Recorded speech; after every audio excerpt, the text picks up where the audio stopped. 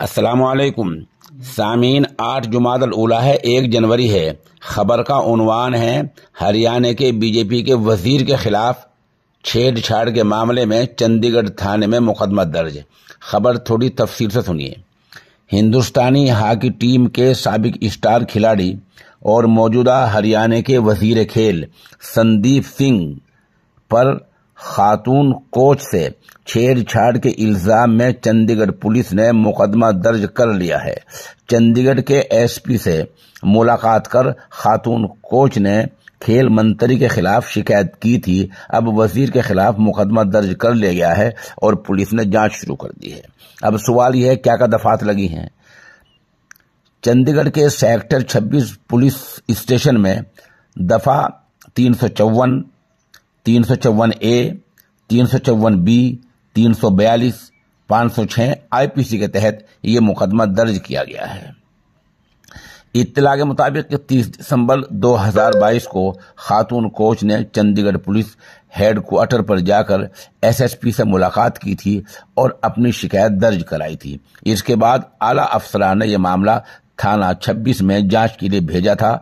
अब मुकदमा दर्ज कर लिया गया है। जो दफात हमने बोली हैं इनका मतलब क्या होता है, इस बारे में कैराना से सीनियर एडवोकेट मुस्तफा वकील साहब हमारे राब्ते में हैं।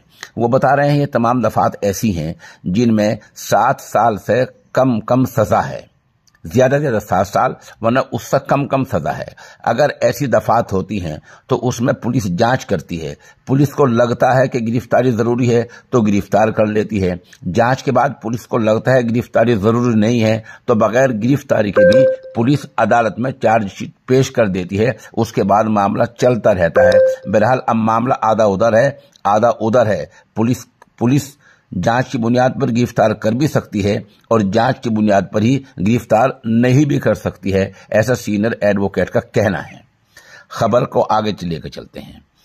बता दें जूनियर खातून कोच ने इल्जाम लगाया है कि वजीर ने उसे चंडीगढ़ में वाक़े अपनी कोठी पर बुलाया और छेड़छाड़ की। खातून ने बताया कि कई महीने पहले ही महकमा खेल में बतौर कोच उनकी ज्वाइनिंग पंचकुला में हुई थी, लेकिन वजीर ने मुदाखलत करके झज्जर तबादला करा दिया। खातून कोच ने इनेलो लीडर अभय चौटाला से मुलाकात के बाद प्रेस कॉन्फ्रेंस की थी। इल्जाम लगाया था कि दस्तावेज जांच के बहाने वजीर ने उसे चंडीगढ़ सेक्टर 7 में वाक़े अपनी कोठी पर बुलाया था और वहां छेड़छाड़ की थी। बहरहाल मामला उठ खड़ा हुआ है। अगर प्रेस में ज्यादा मामला उठ खड़ा हुआ और जैसे खेल का मसला अगर आलमी सतह पर किसी वजह से ज्यादा मसला उछल गया तो सरकार बैकफुट पर आ सकती है और वजीर को लेने के देने पड़ सकते हैं।